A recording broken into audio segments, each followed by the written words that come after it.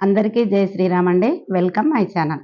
ఈ రోజులలో ప్రతి ఒక్కరు కూడా నైటు అంటే వెయిట్ ఎక్కువ ఉన్నారని, అలాగే షుగర్ వచ్చిందని, ఏదో ఒక కొన్ని కారణాల వల్ల హెల్త్ ఇష్యూస్ అనుకోండి ఏదైనా గానీ, ప్రతి ఒక్కరు చపాతీ గానీ, రొట్టె గానీ తీసుకుంటున్నారు. అయితే అదేంటిదో ఇలా మంచిగా చేసి పట్టుకున్నాం అనుకోండి చాలా బావుంటుంది గదా! అది నేను ఎలానో మీకు తెలియజేస్తాను. అయితే నేను 100 గ్రాముల గోధుమలు తీసుకున్నానండి. ఇవి రాగులు. రాగులను ఓవర్ నైట్ నీళ్ళల్లో నానబోసుకొని మార్నింగ్ క్లాత్‌లో కట్టేసి, ఒకరోజు మొత్తం అలా ఉంచామనుకోండి మంచిగా మొలకలొస్తాయి. అవి నీడలోనే ఎండబెట్టుకోవాలి. దాని లింక్ ఇస్తాను చూడండి.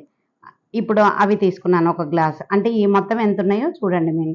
గోధుమలు 100 గ్రామ్స్ మిగిలినవి రాగులు అనమాట. మొత్తం 1 గ్లాస్ తీసుకున్నా. ఇది 250 గ్రామ్స్ ఉంటదండి ఆ గ్లాసు. ఇవి కొర్రలండి. ఏవైనా మీకిష్టమొచ్చిన మిల్లెట్స్ తీసుకోండి. ఇవి కూడా ఓవర్ నైట్ నానబోసుకోవాలండి. తర్వాత మరుసటి రోజు మనం నా ఎండబెట్టుకోవాలనమాట నీడలోనే. ఇవి 2 గ్లాసెస్ తీసుకున్నానండి. ఇప్పుడు మొత్తం ఎన్నయినాయండి? 3 గ్లాసెస్ అయినాయి. 3 గ్లాసెస్ అయినాయి. ఇక మిగిలినవి జొన్నలు. నేను జొన్నలు కూడా మార్కెట్ నుండి తెచ్చిన తర్వాత మంచిగా కడిగి ఆరబెట్టేసుకుంటాననమాట. ఇవి ఒక 5 గ్లాసెస్. మొత్తం 8 గ్లాసెస్ అంటే 2 కేజెస్ అనమాట. మొత్తం 2 కేజెస్ తీసుకున్నానండి.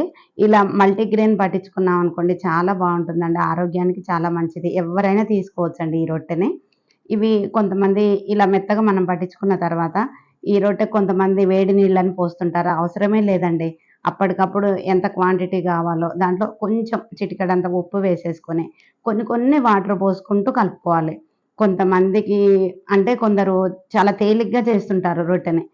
కొందరికి చాలా కష్టమవుతుంది. అంటే సాగడం ఇబ్బందవుతుందంటారు.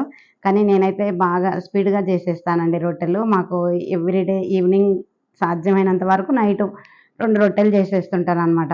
ఈ జొన్న పిండే చేస్తాను నైట్ మాత్రం. చపాతీ ఏం చేయనండి ఎప్పుడైనా. ఇది మంచిగా పట్టించుకొని చేశారనుకోండి చాలా బావుంటుంది. మీరు గూడా ఇలానే ట్రై చేయండి. మిల్లెట్స్ అంటారు అందరూ నానబెట్టకుండా తింటారండి. మనం ఏదైనా గానీ తినే పద్ధతిలో తింటే ఆరోగ్యానికి మంచిది. అలా కాకుండా మనం వేరే విధంగా తిని నాకు డైజెషన్ కాలేదు ఈ రొట్టె తినడం వల్ల అంటాం. అంటే ఆ పద్ధతిని మిస్ అయ్యామనమాట మనం.